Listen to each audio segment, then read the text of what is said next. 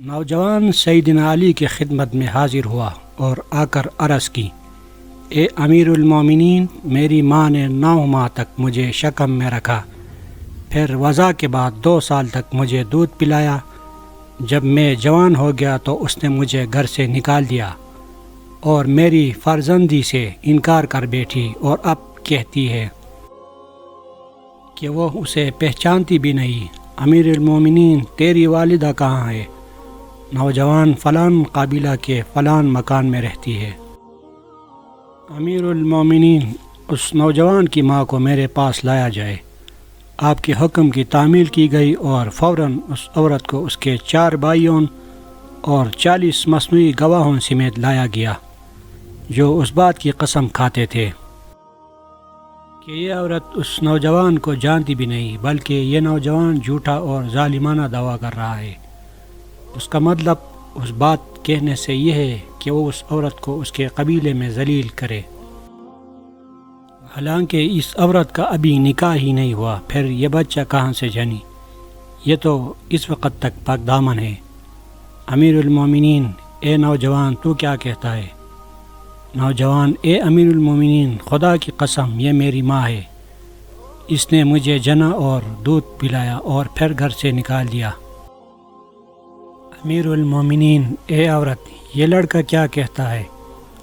عورت، اے مومنوں کے سردار، مجھے خدا کی قسم نہ میں اسے پہچانتی ہوں اور نہ یہ جانتی ہوں کہ کن لوگوں میں سے ہے۔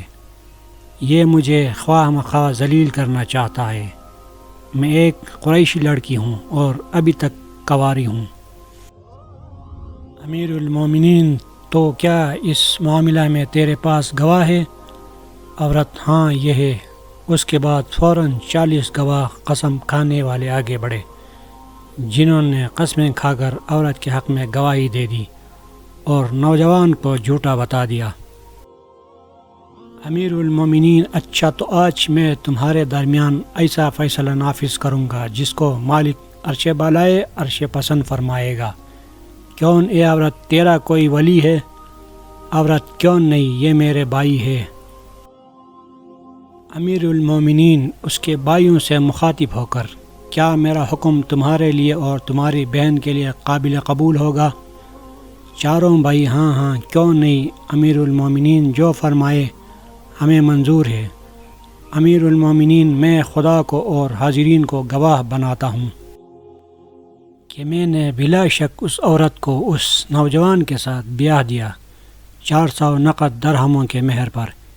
اے قنبر، جاؤ اپنے مال میں سے میرے پاس 400 درہم لاؤ۔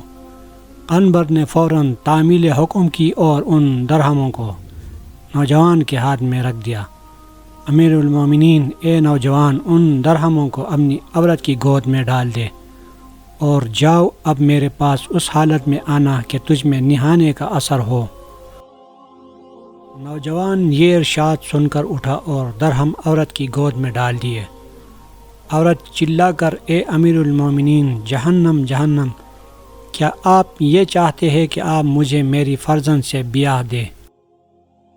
باخدا یہ میرا فرزند ہے۔ میرے بھائیوں نے ایک کمینے آدمی سے میرا عقد کر دیا تھا جس سے میں نے یہ فرزند جنا۔ پھر جب یہ بالغ ہوا تو بھائیوں نے مجھے حکم دیا کہ میں اس کی فرزندی سے انکار کر دوں اور اسے گھر سے نکال دوں۔ باخدا یہ میرا لخت جگر ہے۔